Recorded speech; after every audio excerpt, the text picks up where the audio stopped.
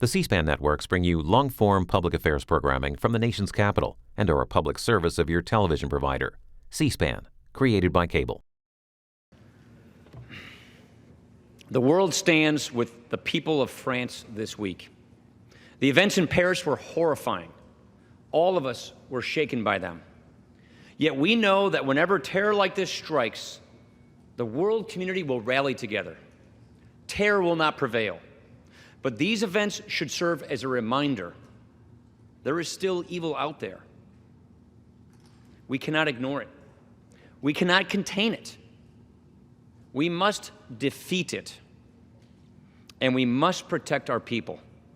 The country is uneasy and unsettled, and they have every right to be. Not because of what they're hearing from politicians, but what they've seen with their own eyes.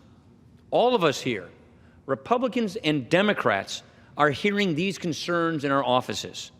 People understand the plight of those fleeing the Middle East, but they also want basic assurances for the safety of this country. We are a compassionate nation. We always have been, and we always will be. But we also must remember that our first priority is to protect the American people. We can be compassionate, and we can also be safe. That's what the bill that we're bringing up tomorrow is all about. It calls for a new standard of verification for refugees from Syria and Iraq. It would mean a pause in the program until we can be certain beyond any doubt that those coming here are not a threat. It's that simple. And I don't think it's asking too much.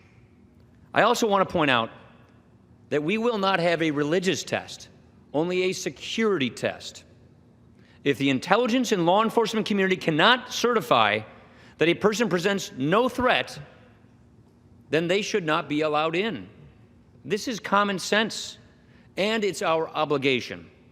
Let me also say to members and to the country that we cannot lose sight of the bigger threat in Syria. The refugee crisis is just the consequence of a failed policy in that region. The ultimate solution is a plan to defeat ISIS.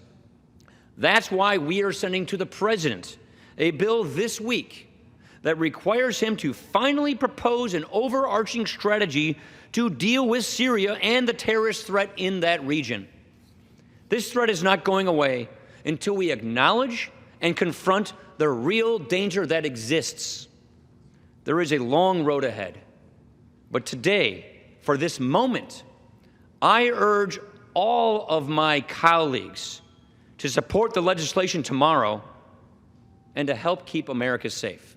I yield back the balance of my time. The gentleman yields back.